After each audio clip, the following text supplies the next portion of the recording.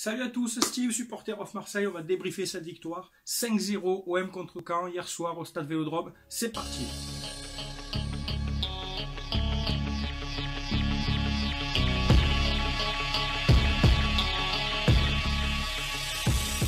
Bon, on va commencer avec l'ambiance. Donc voilà, on était à peu près 47 500. Pour ma part, moi j'étais en tribune Gannet avec mon petit, puisqu'il y avait une offre de la direction.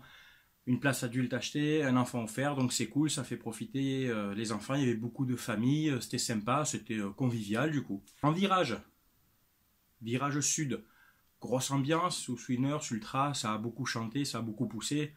Virage nord, je vais être honnête les gars, j'espère que je ne vais pas en vexer certains, il faut être lucide.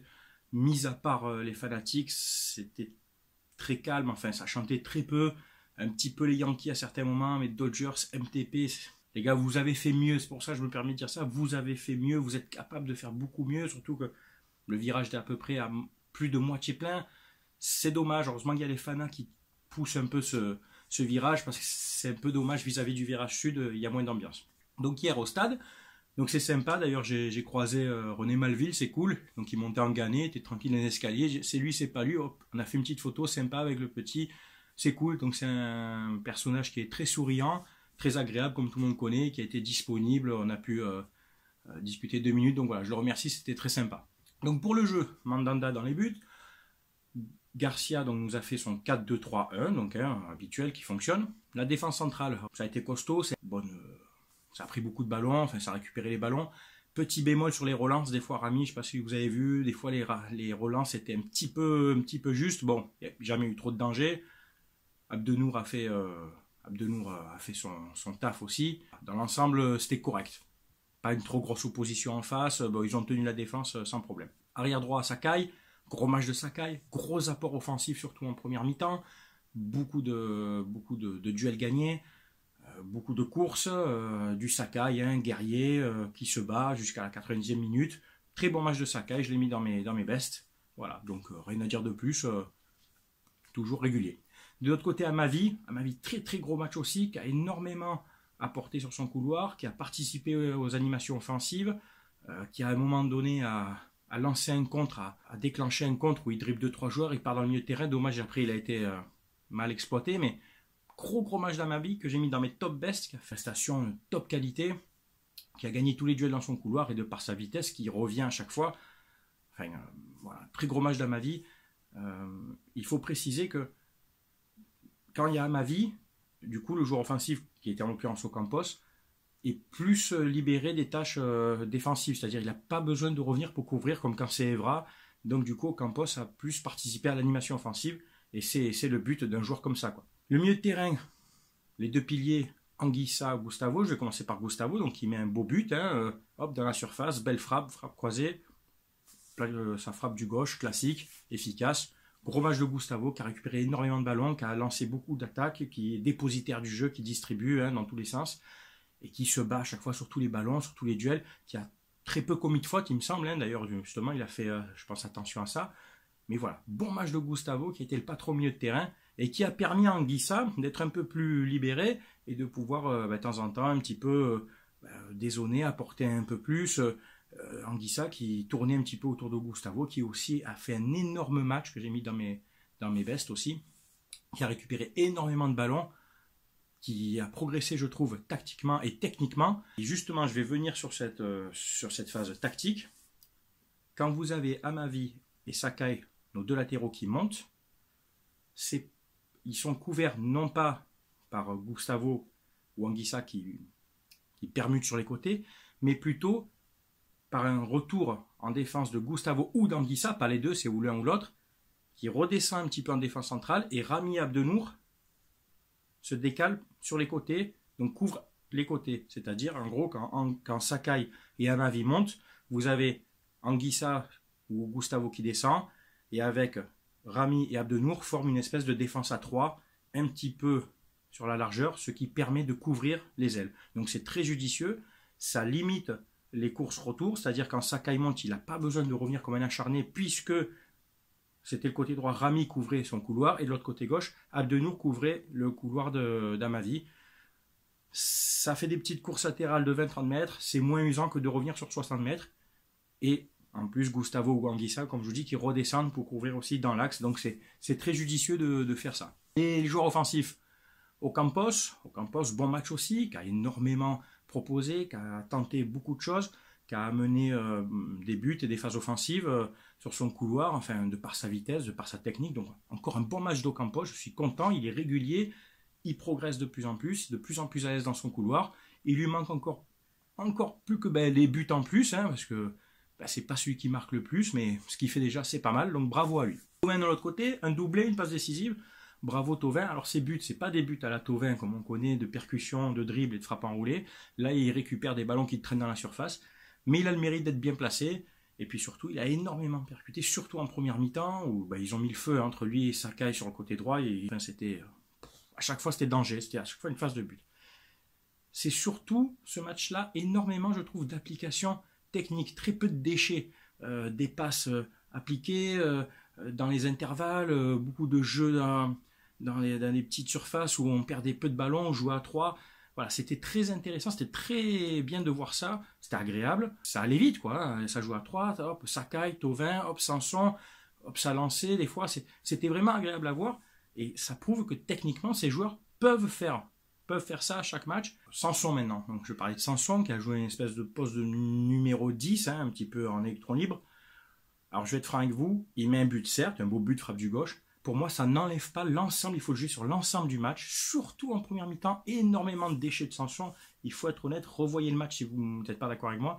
Beaucoup de passes ratées, beaucoup de centres ratés, pas mal de déchets techniques, c'est dommage. Alors, il apporte ce qui court, il se bat, je ne lui enlève pas son abnégation, mais il y a beaucoup de déchets et des fois, ça a capoté certaines occasions que Thauvin ou Ocampos déclenchaient, des contres qui ont mal été gérés de par Sanson. Donc oui, je l'ai mis dans mes bides, parce que son but ne camoufle pas l'ensemble de sa prestation en général. Voilà. Je pense qu'il peut faire mieux et il doit faire mieux, il a les capacités de faire mieux. Je vais finir par Mitroglou, c'est le grand débat, certains me disent oui il a marqué, c'est bien. Les gars, ok il met un but, il est quand même à 3 mètres du but, hein, il met un ballon de la tête, je sais pas que tout le monde sait le faire, mais bon ça va quoi les gars, il est à 3 mètres du but. Il a loupé énormément d'occasions en première mi-temps, si vous êtes d'accord avec moi, enfin... Il s'est même fait siffler, c'est pas pour rien. Énormément de balles en première mi-temps où il est devant la cage, les frappes du gauche où il se retourne, ça part dans les airs. Enfin, je pense que sur ce match-là, il peut mettre 4 buts faciles, les gars. D'ailleurs, les 2 buts de Thauvin sont suite à 2 frappes ratées de Mitroglou. La première où il loupe complètement le ballon et Thauvin la reprend. Et la deuxième sur un super travail aussi de Campos ou Sanson, enfin des 2 buts, où il fait une frappe pas appliquée, enfin il la prend derrière, il se retourne, il frappe du gauche, ou Vercoutre la repousse mal d'ailleurs, et Thauvin la met, mais à ce moment-là, sur ce but-là, il doit la contrôler, il est seul, il doit la contrôler, et allumer ou la placer, non, on dirait qu'il a peur de mal faire, il s'est affolé, c'est pas un geste d'attaquant ça. Alors on me dit, oui, il faut lui laisser du temps, les gars, il a 29 ans, c'est pas un genou, il vient de Benfica, il joue en sélection, ces occasions-là, il doit les mettre, je pense qu'il est plus blessé, ça, il est revenu. Alors je lui souhaite de continuer sa progression et de marquer des buts. J'espère qu'il me fera changer d'avis, comme Ocampos m'a fait changer d'avis, il n'y a pas de problème.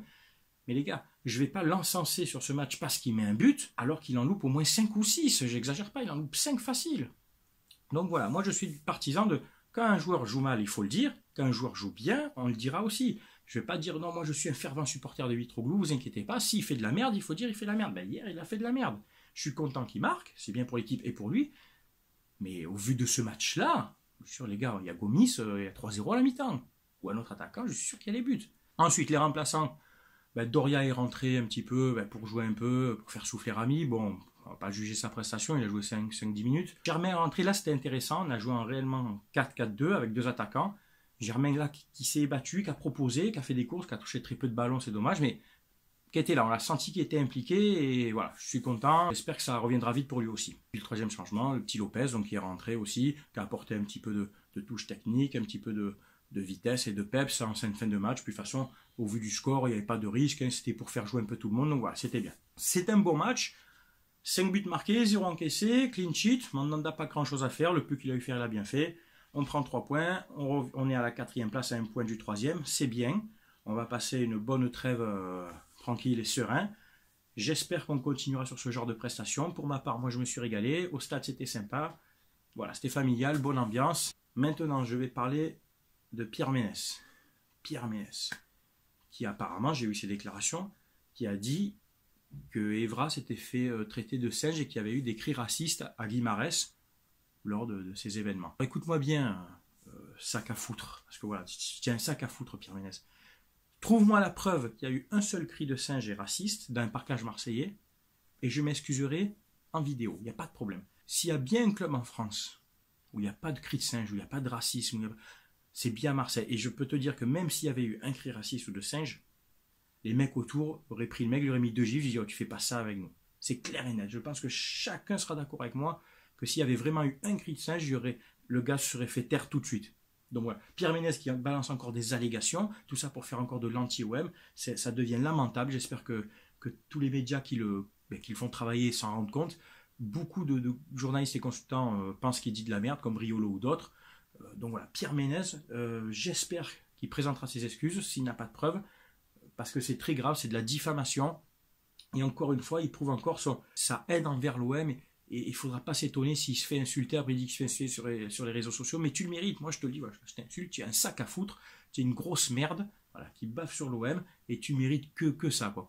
Tu mérites même plus qu'on parle de toi, tu donnes plus aucun intérêt, quoi. Tes analyses sont nulles, tu es nul, ta dégaine est nulle, voilà, ta tête est nulle, tout est nul chez toi, voilà, ta voix est nulle. Voilà, je ne sais pas quoi dire de plus sur ça, sur ce mec. Voilà, c'est tout pour ce débrief. C'était sympa. On se dit au prochain match. Faut que je regarde le calendrier. Je ne sais plus quand c'est ni contre qui on joue. Je suis désolé. Merci pour ceux qui sont sur ma page et qui me suivent. Merci pour le soutien. Je reçois beaucoup de messages. C'est très sympa. Ça donne de la force. Merci. Et j'essaye à chaque fois de vous répondre à tous. Donc voilà, je vous remercie encore à tous. Bienvenue aux nouveaux. Bienvenue sur ma page ici. Sur ma page, tout le monde a droit à la parole. Tout le monde a le droit de donner son avis. Chaque fois, on discute, on débat. Ici, comme je vous dis, on parle foot. On rigole de temps en temps. Mais voilà, c'est sympa, c'est dans l'échange. Allez, passez tous une bonne semaine. À très bientôt. Ciao, ciao tout le monde.